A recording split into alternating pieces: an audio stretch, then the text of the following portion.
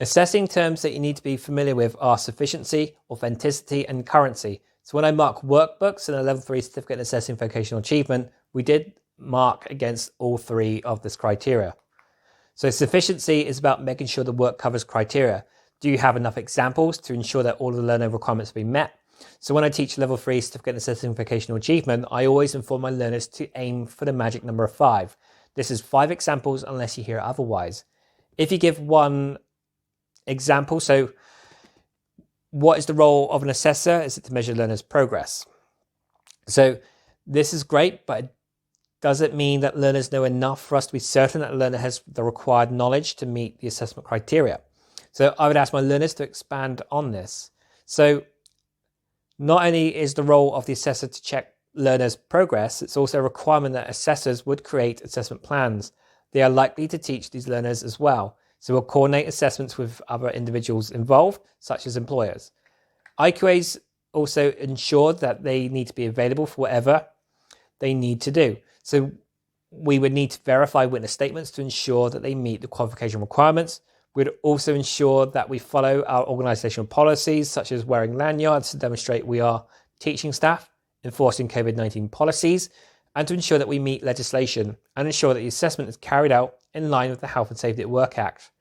As we've now given multiple examples, we can safely be sure that we have given sufficient knowledge to verify that the learner knows what they are talking about and meets the assessment criteria.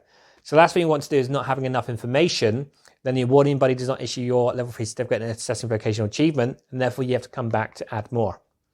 Authenticity is about ensuring that the work submitted is indeed your own. So when I was at college, I worked with a friend to get the work done, and our assignment is basically the same. And this is because we worked together. I didn't actually see anything wrong with this at the time, but now when I teach level 3 certificate in assessing vocational achievement, I totally get where my assessor was coming from. And it could have been all my friends' work and I was just claiming the credit and vice versa. The idea of authenticity is to ensure that the qualification holds credibility and it doesn't lose its value. So if anyone could obtain a level 3 certificate in assessing vocational achievement, then it's probably not worth the wait. So authenticity is about verifying that it's the learner's own work. And as much as the internet is a valuable source, for one reason or another, which we won't go into detail, learners could easily copy the work elsewhere. You can, in theory, copy the audio from the video or even rip off the blog. I remember once that a learner submitted my own handbook as their own work. Not cool, but luckily I saw the funny side in it.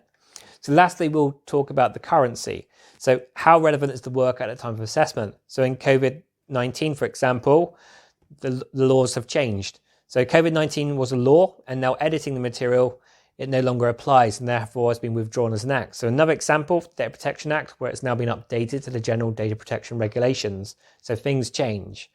As assessors, we need to ensure that the work produced covers the latest laws, legislations, technology, or learning theories. More often than not, learning theories that were introduced decades ago are still around, but there are more modern theories which they've been based upon. So are learners producing work that is relevant at the time of assessment, or are they submitting work which is now expired?